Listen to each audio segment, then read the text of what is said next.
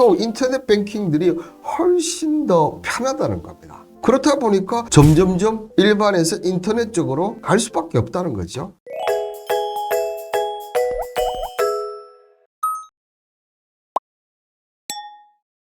자, 여러분들을 퍼스트 클래스로 만들어줄 방송 투자캠퍼스의 홍반장입니다. 전일은 제가 자동차 관련해서 여러분들한테 정말 이게 쏠쏠한 투자 팁들 많이 드렸는데, 오늘은 세상 그 누구도 사용하고 있는 은행 있지 않습니까? 그리고 투자 관점에서 이 은행을 제가 어떻게 바라보고 있는지 여기 관련해서 얘기를 드릴까 합니다. 클래스가 다른 내용인 만큼 구독을 한번 꾹 좀 눌러주시길 바라겠습니다. 자, 5대 은행은 지고 인터넷 은행이 뜬다. 물론 뭐 아직까지는 우리나라의 이 5대 은행이 금융권 장악력은 정말 어마어마합니다. 그렇지만 뭐 계속 영원한 기업은 없듯이 이 5대 은행이 지금 조금씩 어떻게 보면 인터넷 은행이 좀 밀린다고 할까요? 한번 먼저 내용을 한번 보시면, 자, 5대 은행 1인당 평균 연봉 보시면 하나은행이 보시는 대로 1억 1,485만 원의 소득을 기면서 랭킹 1위를 차지하고 있고, 그 다음에 KB, 신한, NH, 우리 역시 5대 은행들이 연봉이 다들 1억대가 넘습니다. 제 기준으로 봤을 때는 제가 이제 증권회사 은행 중에 고민을 했었는데, 그 당시만 해도 은행보다는 증권회사가 훨씬 더 이제 평균 소득이 높았었는데, 이제는 아마 제대로 역전이 되지 않을까 생각드는데요. 자, 그런데 보시면 5대 은행을 제치고, 물론 이 K뱅크는 밑에 있지만 K뱅크는 뒤에 더 놀라운 사실이 있습니다. 그런데 이 5대를 제치고 1인당 평균 소득이 어떻게 돼 있습니까? 카카오뱅크와 토스뱅크가 훨씬 더 앞지른 모습을 보여주고 있어요. 자, 그렇다면 제가 은행 직원이 한번 생각해 봅시다, 여러분들. 자, 카카오나 토스뱅크 같은 인터넷 은행보다 이 5대 은행이 더 편할까요? 인터넷 은행이 더 편할까요? 저는 영업점 없고 고객 상대를 절하는 인터넷 은행이 저는 훨씬 편하다고 생각합니다. 근데 소득까지 높아? 당연히 인터넷 은행을 선호할 수밖에 없지 않을까, 이렇게 좀 생각이 들고요. 자, 그런데 이 굳건할 것 같은 시중 은행들이 인터넷 은행의 생산성이 역전되는 상황이 벌어졌는데요. 1인당 이익이 가장 높은 것이 어디입니까? K뱅크고, 가장 낮은 곳이 우리은행. 여기에 입사자와 퇴사자의 차이도 역시 극명하게 보여주고 있는데, 시중은행은 줄이고 있는 반면 인터넷 은행은 늘어나는 추세에 있다. 이제 어떻게 보면 대세는 점점점 인터넷 은행으로 가고 있다는 거죠.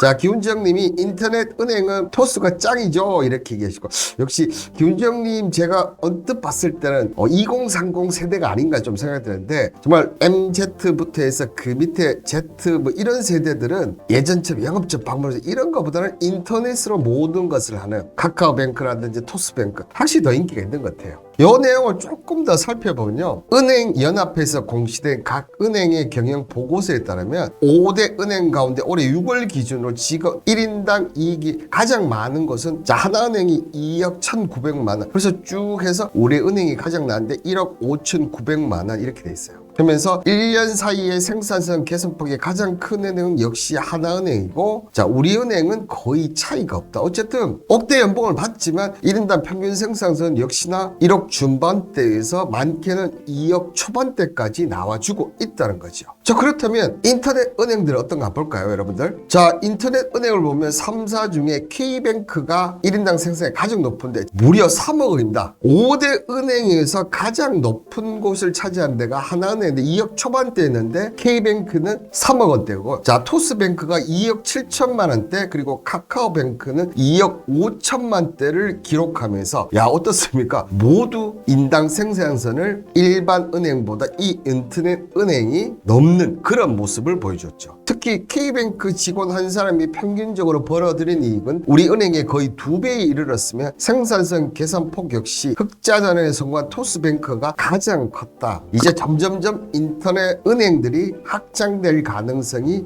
높다는 것을 보여주는 대목이 아닌가, 그렇게 보여집니다. 은행은 뭐니 해도 국민이체.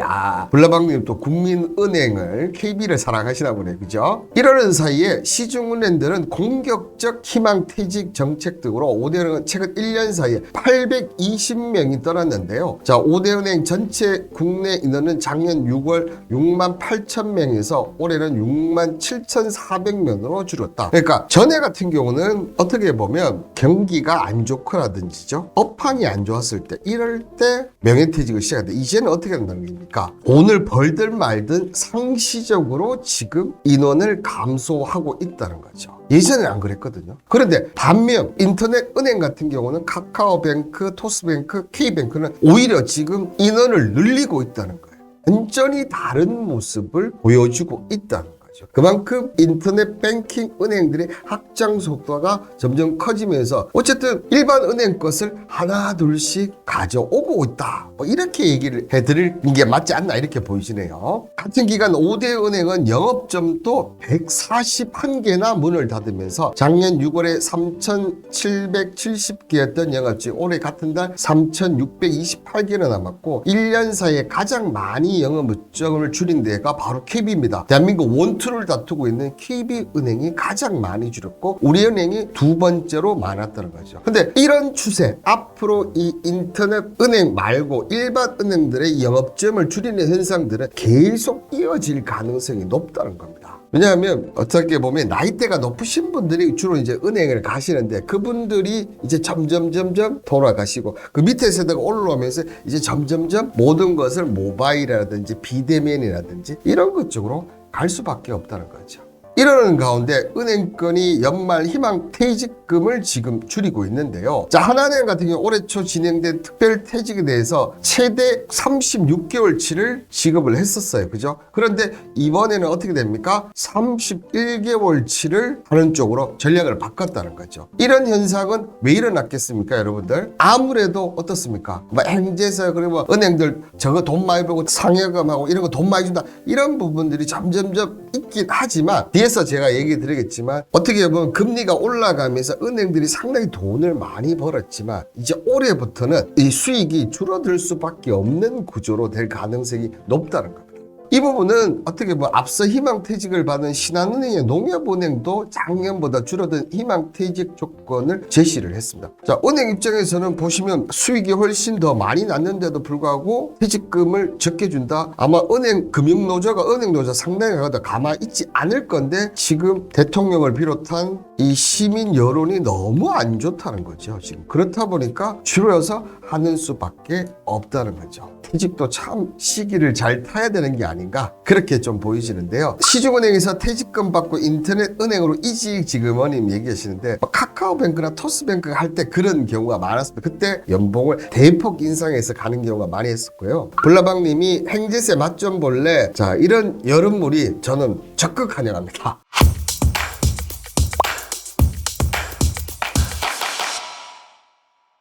이렇게 퇴직금을 줄일 정도로 왜 이렇게 하냐? 금리 인하를 앞두고 떨고 있는 은행이라는 거죠. 그러면 기본적으로 앞서 제가 일반 은행보다 인터넷 은행들이 지금 점점점 확장을 하고 있다고 얘기를 드렸지 않습니까? 한마디로 말해서 은행으로서 이 자금 이동을 말하는 영머니 무브 현상이 이어지고 있는데요. 물론 인터넷 은행들이 시중 은행보다 금리가 높은 것도 있지만 자, 이 인터넷 은행들이 뭘 하고 있습니까? 기존에 볼 수 없던 신상품들 이런 상품들을 하니까 더 금리도 더 좋고 새로운 것들이 있다 보니까 사람들이 이쪽으로 간다는 거죠. 가장 단적인 예가 토스뱅크가 업계 최초로 시작한 지금 이자 받기 이거 한번 제가 파킹 저축 이런 거 얘기를 들으면서 복리식 개념이라고 한번 얘기를 드렸거든요. 기존에 이 일반 은행에서 절대 볼 수 없었던 이런 상품을 인터넷 은행들이 자기 마진을 조금 줄이는 한이 있더라도 어떻게 한다는 거죠? 기존에 일반 은행에 있던 고객들을 인터넷 은행으로 이동시키고 있다는 겁니다.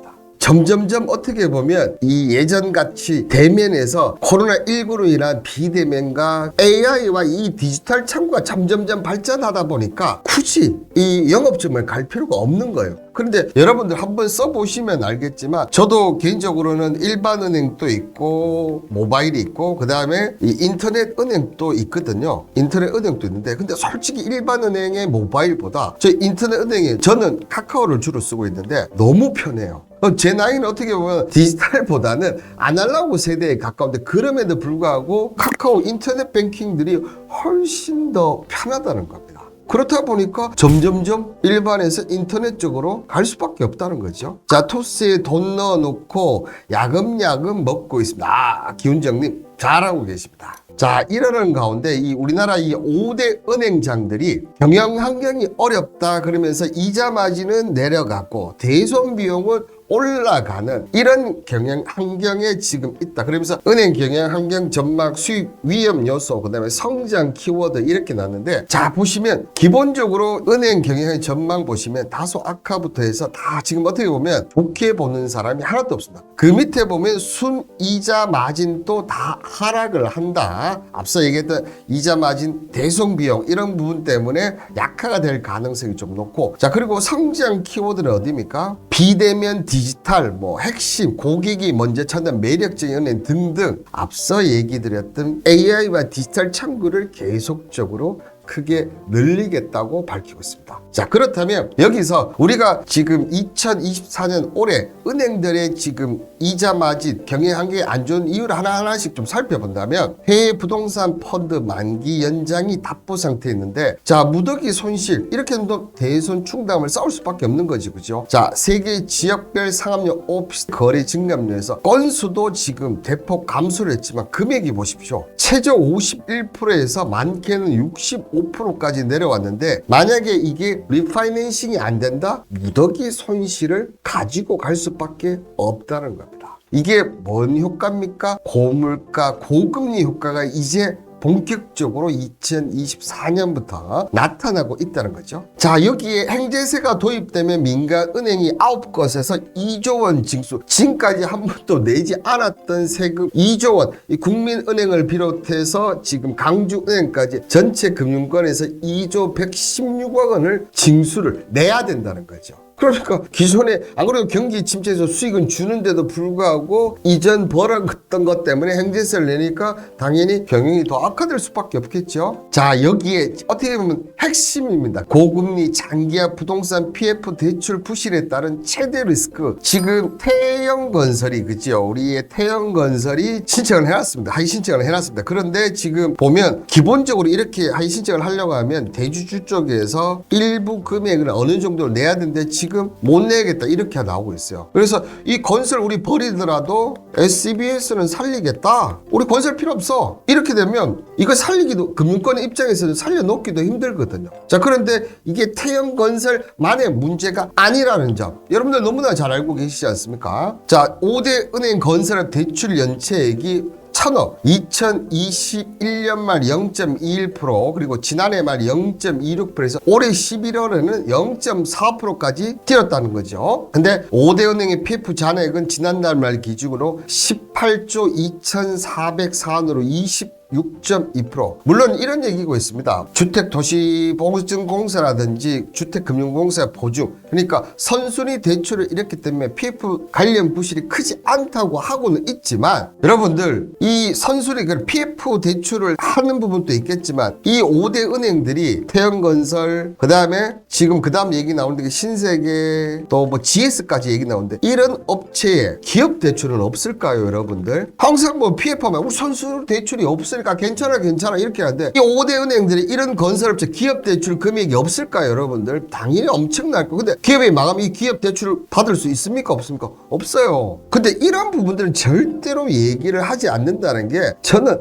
납득이 되지 않고 이해가 되죠. 이런 기사를 넣으면서 그러면 은행은 타격을 이길 수밖에 없다는 겁니다, 그죠? 돈 잘 번다고 세금 깡패가 따로 없네. 그런데 저는 고물가, 고금리 어려움에도 불구하고 저렇게 막대한 수익을 얻었다면 은행들이 먼저 뭔가를 좀 제출을 쳤어야 되는데 자기들 배만 불렸다는 점에서 저는 어느 정도 이 형평성을 좀 균형을 맞춰야 되지 않나 생각이 들고, 또 예전에 제가 얘기를 드렸습니다. IMF 때 은행들 망할 때 막대한 자금들을 세금으로 충당을 했어요. 이렇게 돈을 잘 벌고 있는데 아직도 그때 빌렸던 자금을 갚지 않고 있다는 사실 여러분들 알고 계십니까? 왜 안 갚아요? 이번에 올해 5대 은행이 36조 이익이 났다고 지금 떠들고 있거든요. 물론 확정은 아니지만 그 많이 이익이 났는데 왜 그때 빌렸던 돈 왜 안 갚습니까? 자, 여기에 긴축하고 금리 인하가 온다. 기대감에 불푼 월가. 자, 낙관론이 퍼지면서 미국 경제가 연착되고 금리를 낮출 것이라는 기대감에 갈리면서 증시 낙관론이 힘을 보태고 있다. 여러분들 한번 잘 기억해 보시면 2021년부터 어떻게 보면 증시가 꺾였어요. 그러면서 2022년 이때 금리를 어마어마하게 올리면서 투자 상품들이 줄줄이 급락을 했습니다. 그렇지만 여러분들 생각해보면 2022년부터 2023년까지 은행은 막대한 돈을 벌었었어요. 그만큼 금리 인하를 하면 은행에 돈을 넣기보다는 투자 상품으로 갈 수밖에 없기 때문에 이 금리 인하야말로 은행 마진 순이익 구조에 상당히 큰 영향을 미칠 것이다. 그러면서 지금 KDI 정책 포럼에서 이 금리 인하가 은행 수익성과 금융 안전에 미치는 영향을 분석을 했는데요. 자, 정책 금리 인하는 금융 시스템 중추를 담당하는 은행의 수익성을 악화시켜서 금융 불화를 초래할 수 존재가 된다. 우려가 된다. 하지만 은행은 예금 시장에서 시장 지배를 갖고 대출의 만기를 조정할 수 있으므로 정책 금리가 인하되도록 비교적 높은 수준의 순이자 마진을 활동에 특별한 변동이 없다고는 하지만 기본적으로는 금리 인하를 하면 이 은행의 수익도 떨어졌다. 그렇게 본다면 이거야말로 우리 투자 관점에서 본다면 지금 이 시점에 우리가 금융 중에서 굳이 은행에 투자할 이유가 있을까요? 이렇게 얘기를 드리면서 오늘 1강을 마치도록 하겠습니다.